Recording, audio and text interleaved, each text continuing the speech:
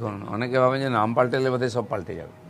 গত 15 বছর ধরে নাম পাল্টানোর চেষ্টা হয়েছে, কিন্তু পশ্চিমবাংলার কোনো পরিবর্তন হয়নি। তো এবারে নাম পাল্টাপাল্টি তো করে সেটা হলো না, বাকি পরিবর্তনটা আমরা করব। তো আমাদের পার্টি ম্যানিফেস্টোতে বলেছে, ঘোষণা করে দিয়েছে, এটা আমরা করব। এবং প্রথম ক্যাবিনেট মিটিংয়ে সোমবার দিন অর্ধেক কাজ হয়ে গেছে, যেগুলো পেন্ডিং ছিল।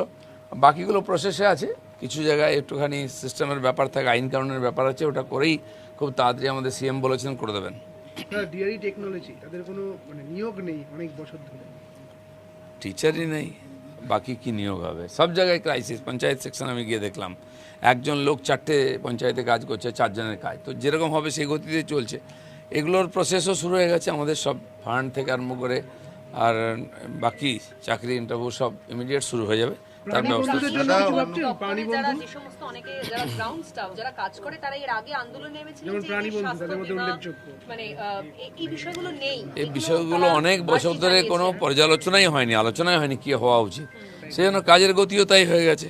এ সব কিছু প্রথম থেকেই আমরা শুরু করছি, যা যা প্রয়োজন আছে বসে ডিপার্টমেন্টে সমস্যা কী আছে, তার রাস্তা কী আছে। তো সকালে আমি গেছিলাম যে ডিপার্টমেন্টে আর এগ্রিকালচার মার্কেটিং, সেখানে এই ধরনের প্রবলেম আছে, সেগুলো আমি শুনছি।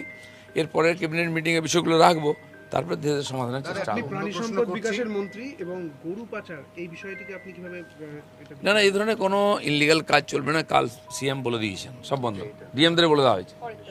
দাদা, মেন প্রশ্ন, গর্গ চ্যাটার্জি তিনি শুধু অ্যারেস্ট হয়েছেন তা নয়, বাংলা পক্ষের যখন তাকে অ্যারেস্ট করা হলো কিছুক্ষণ আগে, তার কাছে 24টা কার্ট্রিজ, সেটা মিলল।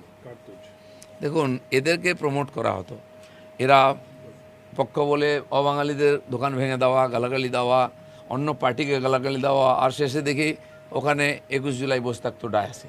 এই ধরনের অনেক হুলিগান তৈরি করা হয়েছিল বিভিন্ন নাম দিয়ে। এ পার্টিকে জেতাতো আর লোককে লুটপাট করতো।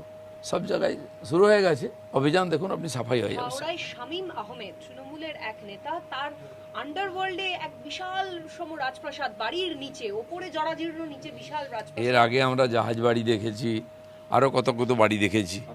এই বাড়ি নতুন কিছু না, অনেকে আপনারা জানেন, অনেকে জানেন না, আরও অনেক তথ্য বেরোবে এবং সবার জন্য একই ব্যবস্থা হবে, আইন।